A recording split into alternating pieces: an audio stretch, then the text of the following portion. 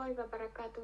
و علیکم السلام معلم و جان، رحمت در الله. جای ما قیترما میگویند بعد از اونی که ترسیدن یا بعد از اونی که جن گویا در آمده برآمده باشد پیش مولا میروند و 3 مرتبه میخوانند، در آب صوف میکرده است و با صوف با همون آبازی میکرده است، با صوف خشک میکرده است خودش را، صوف و سوزن را به دایره میپرتافته است.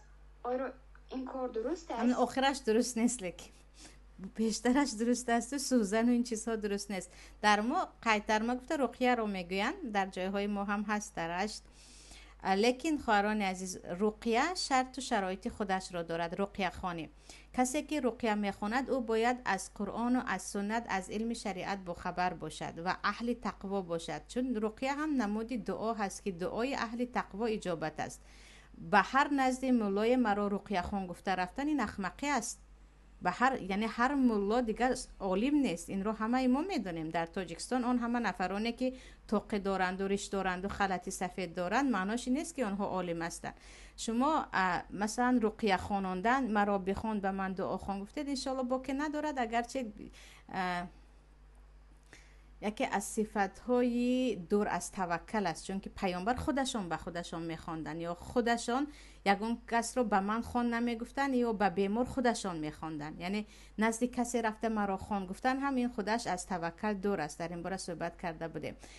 رقیه خواندید، به آب صوف کردید، آب رو نوش گفتید یا با همون آب غسل کن گفتید، باکی ندارد. در این باره آثار عبدالله ابن عباس بود خطا نکنم که به آب قرآن خواندن و آن را نوشانیدن به بیمار رو اجازه داده هستند. به آب قرآن خوانده صوف کردن باکی نیست. اما سوزن چیزی که گفتید این در اسلام وجود ندارد. این آمیخته کردن یک نمود جادوگری هست، جایز نیست این چیز.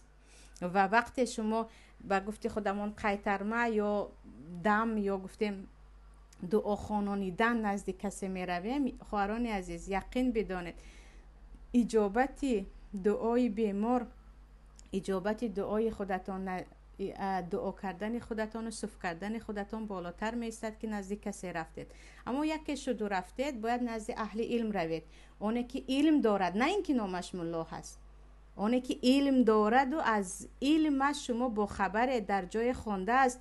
پدرش ملا هست معناش نیست که این ملا هست. خلطی سفید دارد و طاق بسر دارد و ریش دارد معناش نیست که این ملا هست. ندیدیم چقدر این گونه فریبگرها زیاد هستند.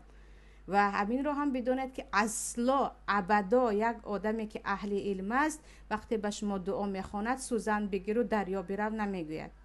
این گپ ها رو نمیگوید اهل علم، چون این چیز در اسلام وجود ندارد.